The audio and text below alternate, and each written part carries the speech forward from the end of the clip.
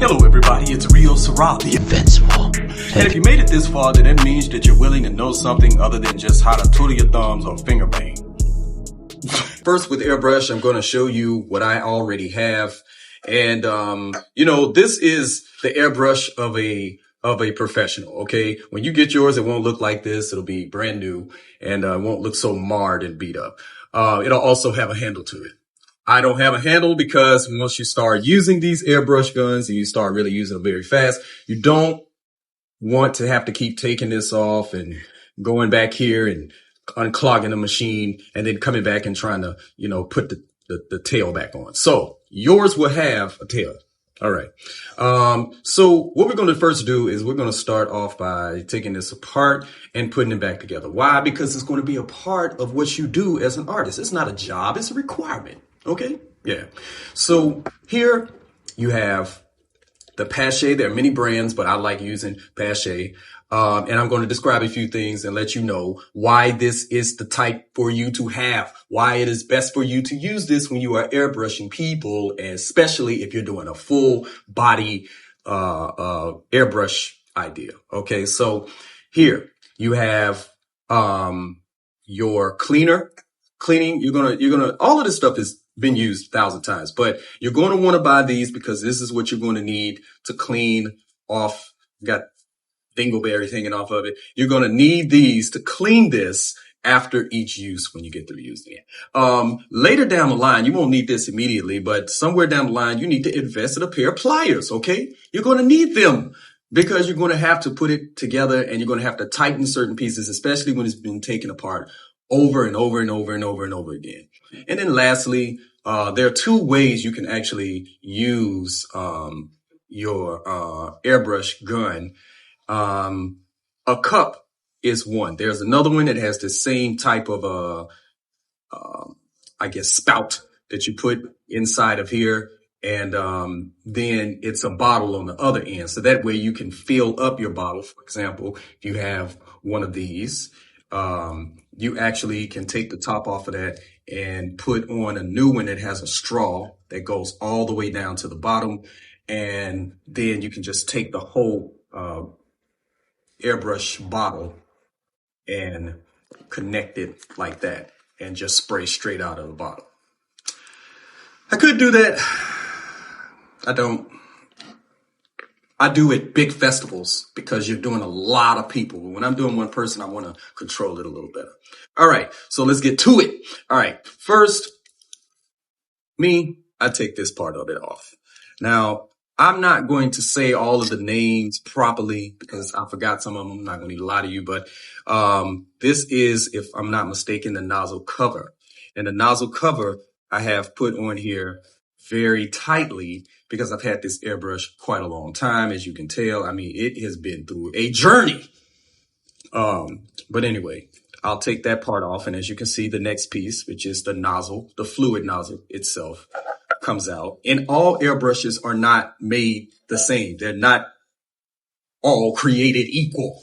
Okay. But this one in particular, I'll show you some few things about it and why I like this one.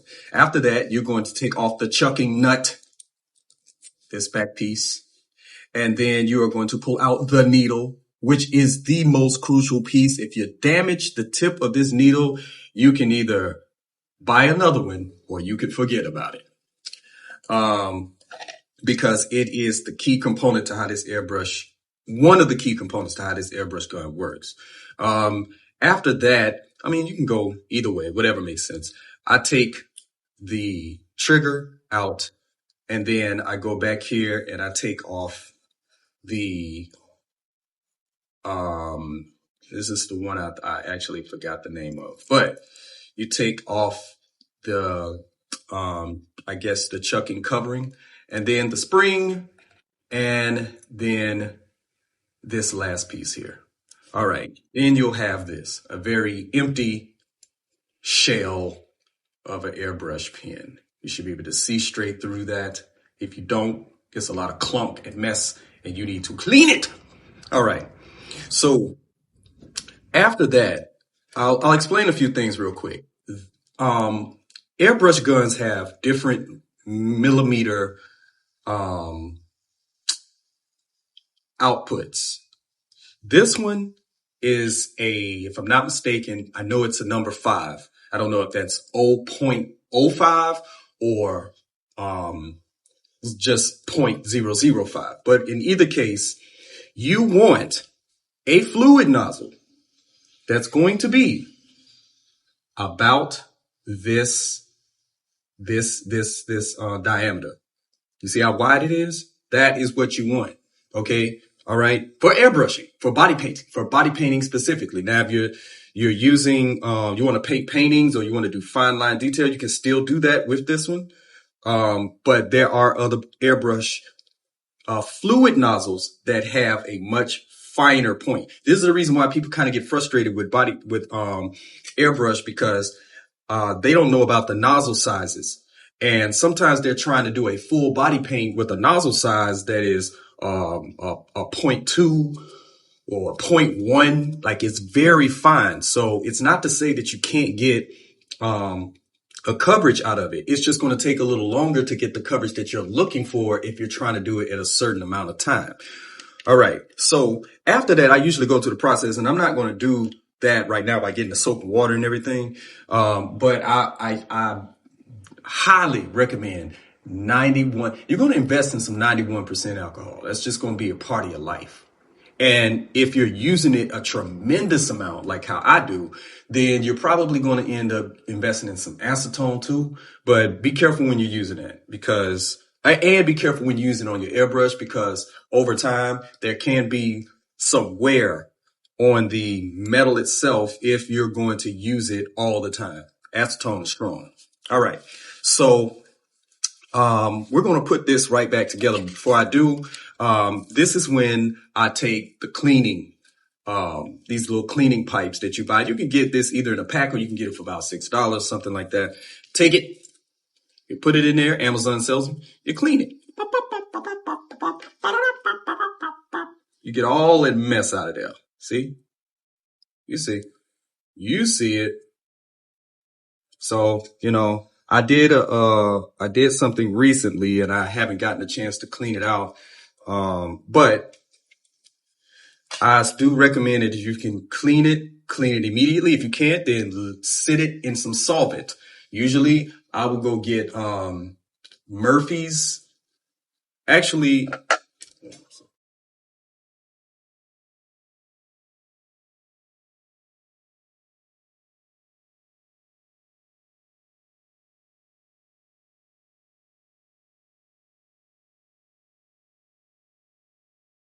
I've gotten hip to this. So I will go get Murphy's wood cleaner and use a little bit of this. This stuff really is oil soap, and it really cleans the airbrush pretty well.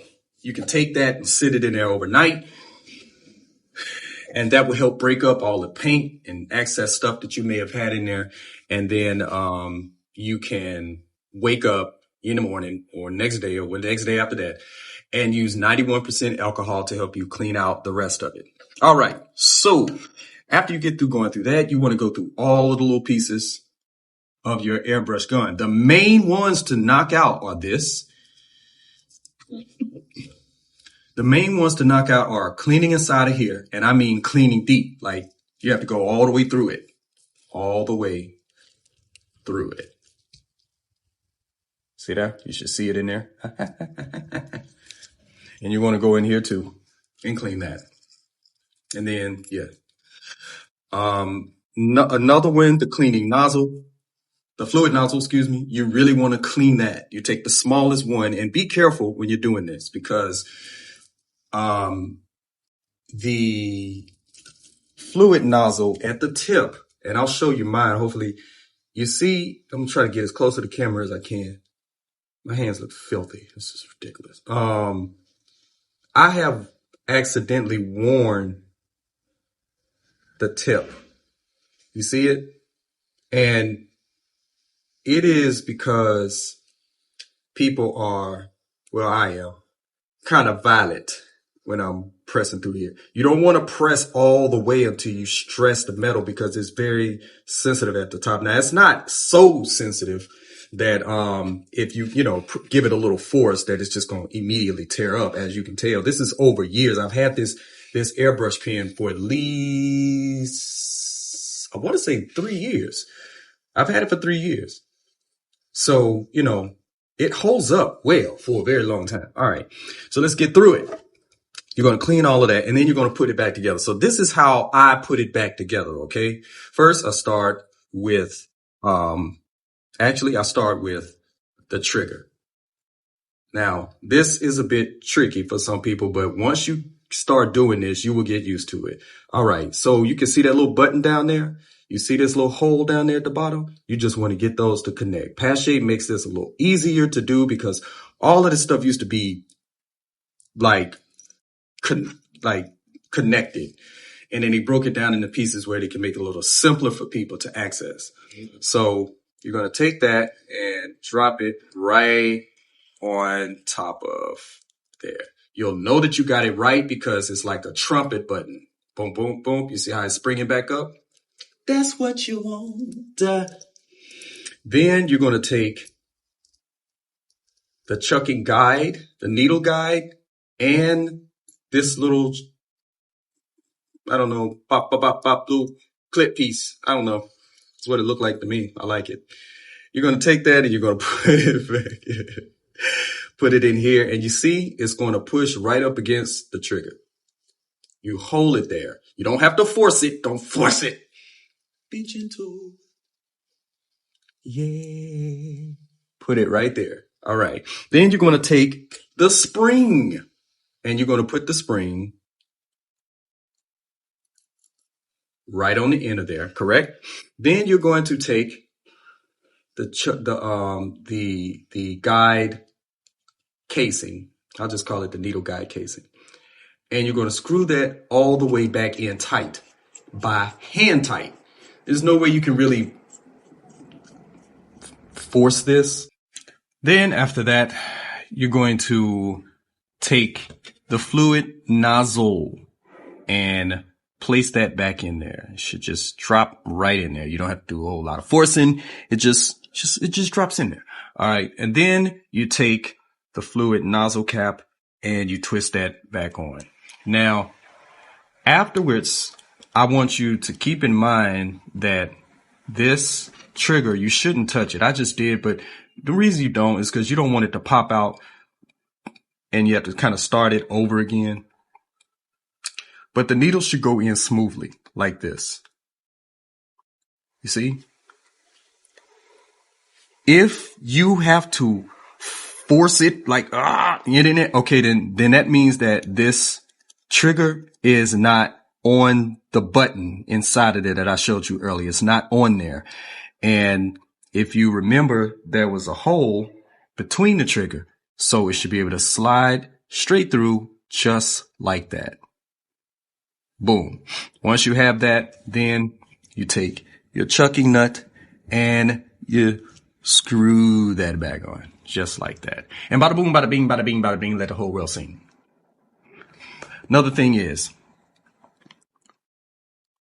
when you're pulling down, this should be effortless. There shouldn't be any strain of you trying to pull it back. If you do, once again, you have to go back and retrace your steps. More than likely, it is this little arm and the needle guide that you put in before this one and that one. Let me see. It's this piece that's not slid in there properly.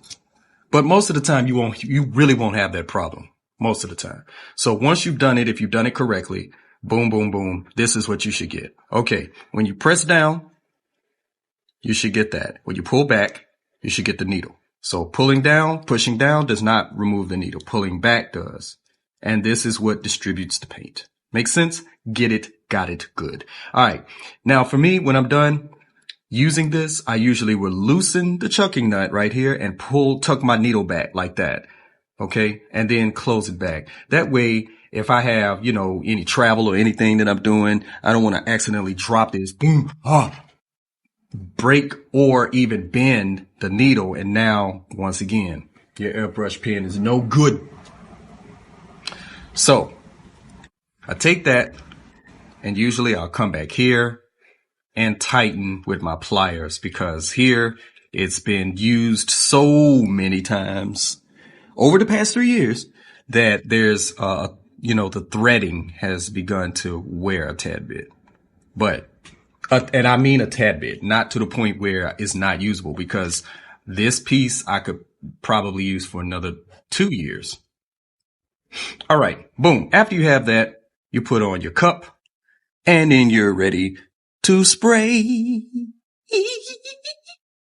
Okay, so now we're going to go into coverage, and we're going to use this machine to do it. So, boom, here is one that you should go and get for yourself. I'll leave a link to all of this stuff. That means the airbrush compressor, the hose, all of that, where you can go and get it. The best to have, and to me, this is still kind of just of a beginner, but you do need at least 57 PSI, 60, somewhere between there, man. PSI stands for pressure square inch. That's how much air needs to be coming out of this so that you can have a successful coverage. Let's get right to it. All right, it's already plugged up. I'm going to take it and just, this little part right here, take it and screw it on this part right here. Bada boom, bada bing. Now you got your cup and everything. All right. So I'm just going to, this is not going to be a long demonstration. It's just enough to show you how this works and, give you an idea of how you should cover. So this, you hear it? It's not that loud. It's pretty silent, quiet. It works. You know, you can hear the air everywhere. All right. So we'll let that build up a little bit, and the air will build up in here until it fills the pen, and then you'll hear it stop. See, it stopped. All right. So we're going to take a little bit of this, shake it up, pour it inside the cup. I'm going to pour a whole lot in there. I mean, you do want to shake it up for sure. The content has been in here a while. The alcohol settles at the bottom. And this is a reason why you see me doing the pieces and they're waterproof, because I'm using this. All right. So you're going to push down. When you see when I push down, nothing comes out. You see the air rippling against my skin? Now I'm going to pull it back. Here we go. Whee! Paint. All right. So there we go. I am not painting small. You don't see me going. No, I am doing long strokes so as to cover the whole thing, the whole hand. Voila. I have leprosy. All right. Let's get this side right here.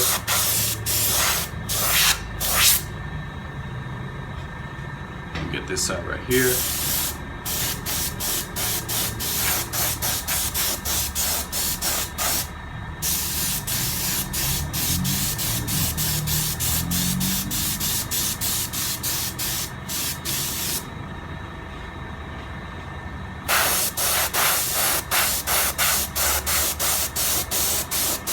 Another thing that you want to keep in mind is sweeping. You want to sweep it. You want to sweep it. Sweep, sweep. Another thing that I'm doing is I want to show you. I'm pulling this trigger about that much. Do you see how much is coming out? Look at that. Just from pulling it back that much. It's not even a big pull. Boom. This is a big pull. Watch. White. It looks scary. Doesn't even look like my hand anymore.